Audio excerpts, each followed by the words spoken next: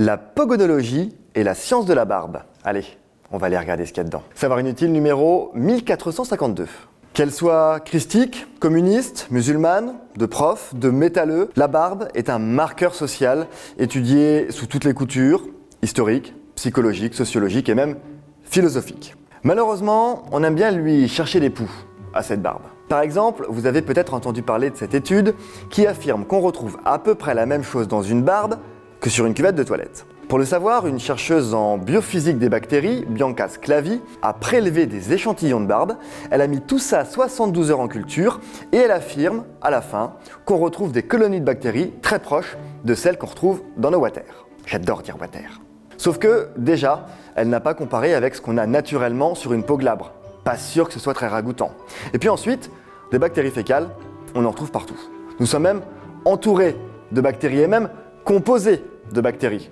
On estime par exemple aujourd'hui que notre corps est composé à moins de 50% de cellules et plus de la moitié d'éléments organiques, bactéries, microbes, champignons et autres joyeusetés. Alors quand on sait qu'on a ça en nous, mais qu'on retrouve ça aussi sur les poignées de porte ou les téléphones, pas très étonnant qu'il y en ait aussi là. Bon, là j'ai pas de barbe, mais vous pouvez imaginer.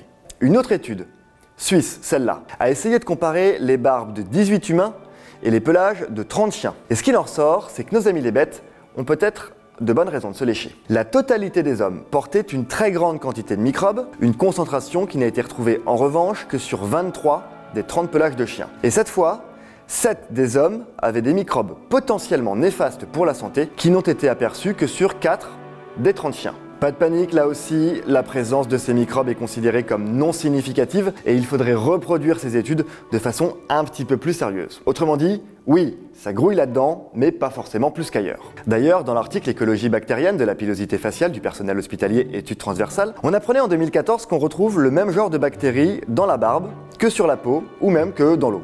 Alors oui, bien sûr, plus de barbe, c'est plus de résidus alimentaires, plus de graisse qui stagne, mais il suffit de la nettoyer pour s'en débarrasser. Donc non, ça ne sert à rien de se précipiter sur la tondeuse, au contraire. Puisque la barbe permet par exemple de capturer un peu de la poussière et du pollen qui normalement rejoindrait directement notre système respiratoire. Le soleil aussi est arrêté par la barbe. Par exemple, on apprenait dans Études dosimétriques de la protection solaire érythémateuse contre le rayonnement UV apporté par les barbes et les moustaches, que vous avez évidemment tous lu, qu'une barbe arrête jusqu'à 95% des rayons UV. Ce qui vous permet de conserver une belle peau en dessous, bien hydratée, qui vieillit moins vite, mais que personne ne voit. Alors on a parlé des bactéries, du soleil, du pollen, c'est pas tout, car dans la barbe on trouve aussi des trous.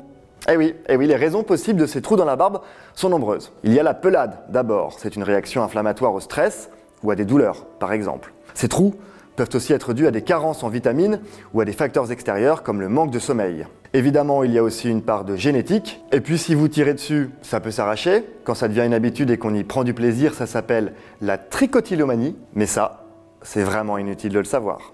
Si vous aimez les savoirs inutiles, laissez-nous des petits commentaires, partagez cette vidéo.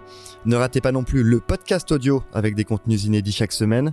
Il suffit de vous rendre sur votre plateforme préférée pour vous abonner. Les savoirs inutiles Néon sur Deezer, Spotify, Apple Podcast, Castbox et tous les autres. Les savoirs inutiles, c'est aussi une appli iOS et Android.